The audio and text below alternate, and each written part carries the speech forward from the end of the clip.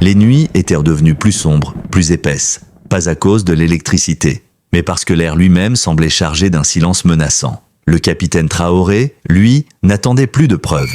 Il les avait. Ce qui lui manquait désormais, c'était une décision. Un soir, il monta seul sur la terrasse de l'état-major, observant les lumières diffuses de la ville. Là-bas, un marché s'éteignait lentement. Ici, un cortège militaire traversait l'avenue, discret. Et plus loin encore, invisible, l'œil froid d'un satellite étranger scrutait ses moindres gestes. Il savait. L'ennemi n'était pas seulement dans le désert. Il était dans les salons feutrés, les ambassades, les conférences internationales. Il portait des costumes bien taillés, parlait de partenariat sécuritaire, de stabilité régionale, mais en coulisses, il tirait les ficelles, armait les divisions, achetait les silences. Et lui, simple capitaine, s'apprêtait à rompre ce jeu. Une opération discrète fut lancée. Nom de code, Zaka. Mission, intercepter un convoi suspect, signalé par un informateur fidèle. Lieu, province du Sahel, à la lisière du triangle infernal entre le Burkina, le Mali et le Niger. Ce soir-là, Traoré ne dirigea pas l'opération depuis un écran. Il y alla, lui-même. Parce que certaines vérités, on ne peut pas les déléguer. Le convoi fut pris au piège. Pas un tir, pas un cri. En quelques minutes, les véhicules furent bloqués, les occupants arrêtés. À l'intérieur, pas des paysans, pas des réfugiés, mais des hommes armés, bien équipés, avec des téléphones satellitaires, des documents, des GPS avec des points marqués et un badge diplomatique oublié dans une sacoche. Silence. Regard échangé entre officiers, puis cette phrase, simple mais lourde, tombée de la bouche d'un soldat. « Mon capitaine, ils ne viennent pas d'ici. » La presse ne dira rien. L'ambassade, elle, appela dès l'aube. « Une erreur de vos hommes, dit une voix au ton poli. Un incident regrettable. Ils voulaient récupérer leurs hommes, leurs véhicules, leurs preuves. » Traoré refusa. C'était sa ligne de feu.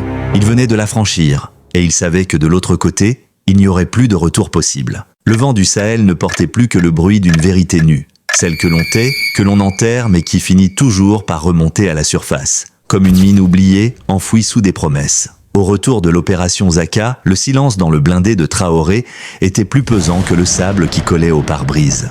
Aucun chant militaire, aucun sourire, ils savaient de tous que quelque chose avait basculé. Au quartier général, la lumière s'éteignit dans le bureau du capitaine à 3 heures du matin. Mais lui ne dormait pas. Il écrivait.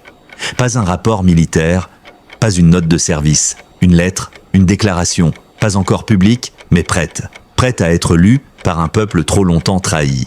Il avait dans un coffre scellé les preuves, les images thermiques du drone, les écoutes interceptées, les photographies des documents saisis. Chaque élément pointait dans la même direction. Ce convoi n'était pas un accident. C'était une opération montée, planifiée, couverte. Et derrière le rideau des partenaires, il y avait des ombres anciennes. Celles qui n'ont jamais quitté les anciennes colonies. Elles ont changé de nom, de méthode, mais pas d'objectif. Ils voulaient affaiblir, diviser, créer le chaos, pour revenir ensuite drapés de drapeaux humanitaires pour aider. Mais l'aide, ici, avait des dents. Le lendemain, la pression monta d'un cran. Un colonel français atterrit discrètement à Ouagadougou. Il demanda à voir Traoré. On refusa. 2 drones survolèrent la zone frontalière sans autorisation. On les brouilla. Puis ce fut une réunion informelle entre diplomates, pleine de sourires et de menaces codées. Mais le feu couvait déjà ailleurs. Dans les casernes, les rumeurs circulaient. Traoré a dit non. Ils ont trouvé quelque chose, c'est pour ça qu'ils veulent à sa tête. Et dans les rues de Ouaga, les murmures devenaient chants. Des jeunes, des anciens combattants, des civils fatigués des promesses creuses partagèrent la rumeur. On a enfin mis la main sur la vérité. Une semaine plus tard, une réunion de crise eut lieu au sommet de l'état-major.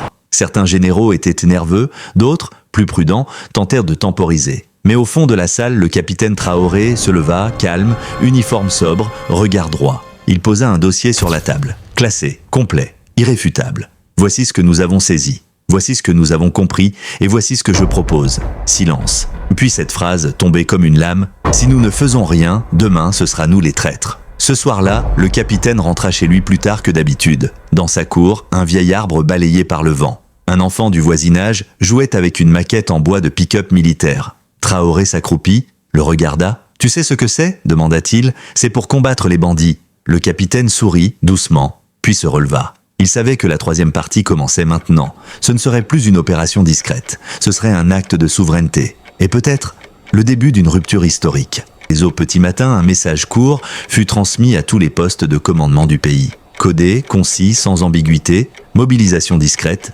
maintien des communications internes, suspension des coopérations extérieures jusqu'à nouvel ordre. Ceux qui savaient comprirent aussitôt. Une ligne venait d'être franchie.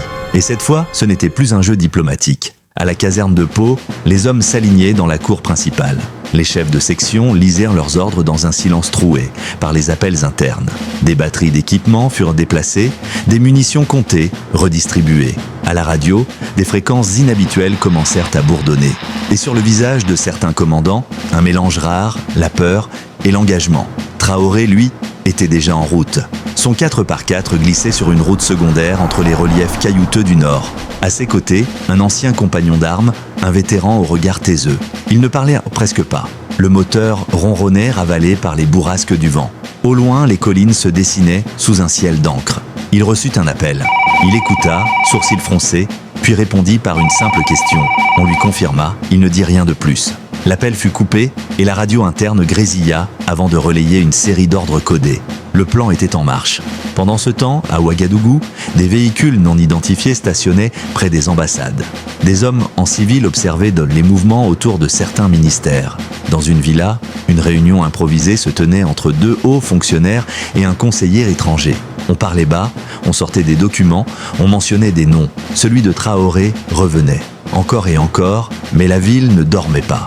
Dans certains quartiers, les rumeurs enflaient comme une marée. Des mots passaient de bouche en bouche. On disait que quelque chose allait éclater, que le pays allait tourner une page, que le capitaine avait dit non et que cette fois, il n'allait pas reculer. Sur une autre route, à des kilomètres de là, un petit convoi approchait d'un site logistique abandonné.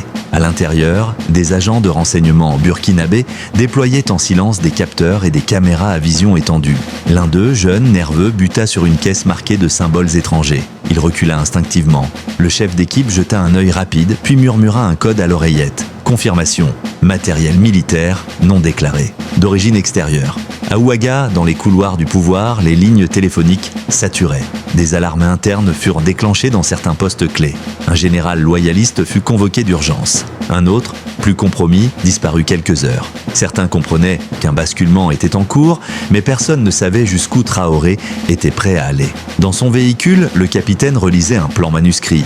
Sur la carte, plusieurs points entourés.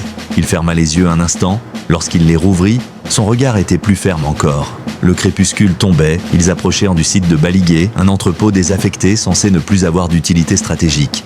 Mais selon les derniers renseignements, c'était là qu'une transaction devait avoir lieu. Une réunion technique entre experts partenaires. À leur arrivée, les alentours étaient vides. Aucun bruit, aucun mouvement.